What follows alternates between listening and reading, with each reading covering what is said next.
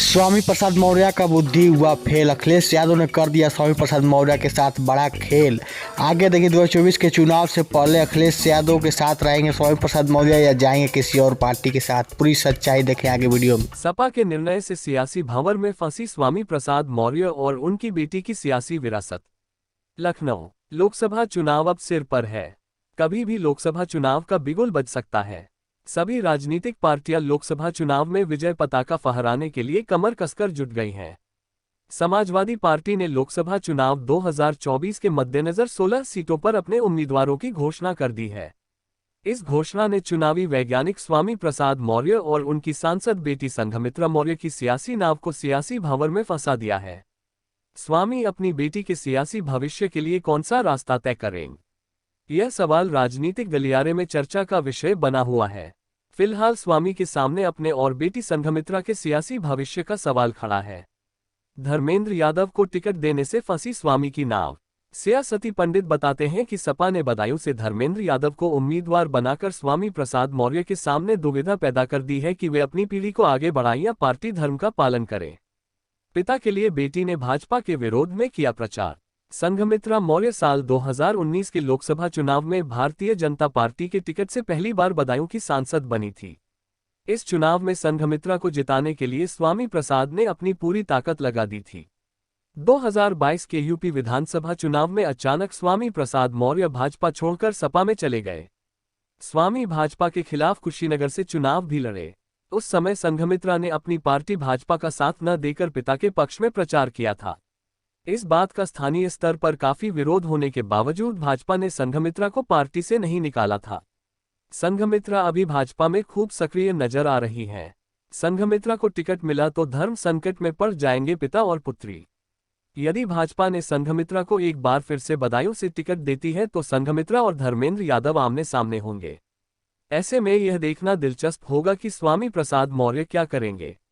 स्वामी बेटी संघमित्रा का साथ देंगे या पार्टी के प्रति अपनी निष्ठा साबित करते हुए धर्मेंद्र यादव के पक्ष में प्रचार करेंगे। स्वामी की एक के बाद एक सनातन धर्म पर टिप्पणियों से धर्म प्रेमियों में उनके प्रति खासी नाराजगी है। धर्म संकट के लिए स्वामी खुद जिम्मेदार। बता दें कि स्वामी प्रसाद मौर्य और उनकी बेटी संघमित्रा की सियासत बड़ी दुविधा भरी है। इसके जिम्मेदार कहीं न कहीं स्वामी प्रसाद मौर्य खुद ही हैं। अच्छा खासा स्वामी प्रसाद मौर्य भाजपा में कैबिनेट मंत्री थे, लेकिन 2022 के विधानसभा चुनाव में स्वामी प्रसाद मौर्य ने भाजपा छोड़कर पार्टी के सामने काफी बड़ा संकट खड़ा किया। इसमें बेटी संघमित्रा ने भी उनका साथ दिया। संघमित्रा अपनी पार्टी छोड़ सपा की कार्यकर्ता बन गई थीं। वहां तक तो फिर ठीक था, लेकिन बाद में स्वामी प्रसाद ने सनातन के खिलाफ जो बयानबाजी की है वह उनके लिए और भी घातक होती जा रही है। उसको दोनों तरफ के लोग नहीं पचा पा रहे हैं। पिछले चुनाव में धर्मेंद्र को मिली थी हार। बताते चले कि 2019 में भाजपा की संघमित्रा मौर्य ने सपा मुखिया अखिलेश यादव के भाई और सपा के उम्मीदवार धर्मेंद्र यादव को 30,000 वोटों से हराया था। भाजपा को जहां 5 लाख से ज्यादा वोट मिले थे, वहीं सपा को 4,91,000 वोट मिले थे। सपा के निर्णय से सियासी भंवर में फंसी स्वामी प्रसाद मौर्य और उनकी बेटी की सियासी विरासत। लखनऊ लोकसभा चुनाव अब सिर पर है। कभी भी लोकसभा चुनाव का बिगुल बज सकता है। सभी राजनीतिक पार्टियां लोकसभा चुनाव में विजय पताका फहराने के लिए कमर कसकर जुट गई हैं। समाजवादी पार्टी ने लोकसभा चुनाव 2024 के मद्देनजर 16 सीटों पर अपने उम्मीदवारों की घोषणा कर दी है। इस घोषणा ने चुनावी वैज्ञानिक स्वामी प्रसाद मौर्य और उनकी सांसद बेटी संघमित्रा मौर्य की सियासी नाव को सियासी भंवर में फंसा दिया है। स्वामी अपनी बेटी के सियासी भविष्य के लिए कौन सा रास्ता तय करेंगे, यह सवाल राजनीतिक गलियारे में चर्चा का विषय बना हुआ है। फिलहाल स्वामी के सामने अपने और बेटी संघमित्रा के सियासी भविष्य का सवाल खड़ा है। धर्मेंद्र यादव को टिकट देने से फंसी स्वामी की नाव। सियासती पंडित बताते हैं कि सपा ने बदायूं से धर्मेंद्र यादव को उम्मीदवार बनाकर स्वामी प्रसाद मौर्य के सामने दुविधा पैदा कर दी है कि वे अपनी पीढ़ी को आगे बढ़ाएं या पार्टी धर्म का पालन करें। पिता के लिए बेटी ने भाजपा के विरोध में किया प्रचार। संघमित्रा मौर्य साल 2019 के लोकसभा चुनाव में भारतीय जनता पार्टी के टिकट से पहली बार बदायूं की सांसद बनी थी।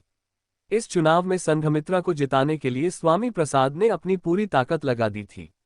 2022 के यूपी विधानसभा चुनाव में अचानक स्वामी प्रसाद मौर्य भाजपा छोड़कर सपा में चले गए। स्वामी भाजपा के खिलाफ कुशीनगर से चुनाव भी लड़े।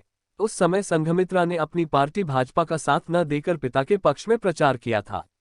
इस बात का स्थानीय स्तर पर काफी विरोध होने के बावजूद भाजपा ने संघमित्रा को पार्टी से नहीं निकाला था।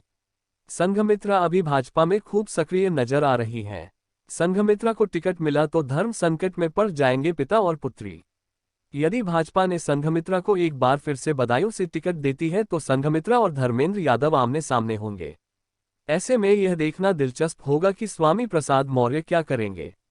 स्वामी बेटी संघमित्रा का साथ देंगे या पार्टी के प्रति अपनी निष्ठा साबित करते हुए धर्मेंद्र यादव के पक्ष में प्रचार करेंगे।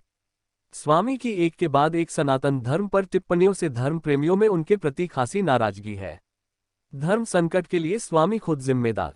बता दें कि स्वामी प्रसाद मौर्य और उनकी बेटी संघमित्रा की सियासत बड़ी दुविधा भरी है। इसके जिम्मेदार कहीं न कहीं स्वामी प्रसाद मौर्य खुद ही हैं। अच्छा खासा स्वामी प्रसाद मौर्य भाजपा में कैबिनेट मंत्री थे, लेकिन 2022 के विधानसभा चुनाव में स्वामी प्रसाद मौर्य ने भाजपा छोड़कर पार्टी के सामने काफी बड़ा संकट खड़ा किया। इसमें बेटी संघमित्रा ने भी उनका साथ दिया। संघमित्रा अपनी पार्टी छोड़ सपा की कार्यकर्ता बन गई थी। वहां तक तो फिर ठीक था, लेकिन बाद में स्वामी प्रसाद ने सनातन के खिलाफ जो बयानबाजी की है वह उनके लिए और भी घातक होती जा रही है। उसको दोनों तरफ के लोग नहीं पचा पा रहे हैं। पिछले चुनाव में धर्मेंद्र को मिली थी हार। बताते चले कि 2019 में भाजपा की संघमित्रा मौर्य ने सपा मुखिया अखिलेश यादव के भाई और सपा के उम्मीदवार धर्मेंद्र यादव को 30,000 वोटों से हराया था। भाजपा को जहां 5 लाख से ज्यादा वोट मिले थे, वहीं सपा को 4,91,000 वोट मिले थे।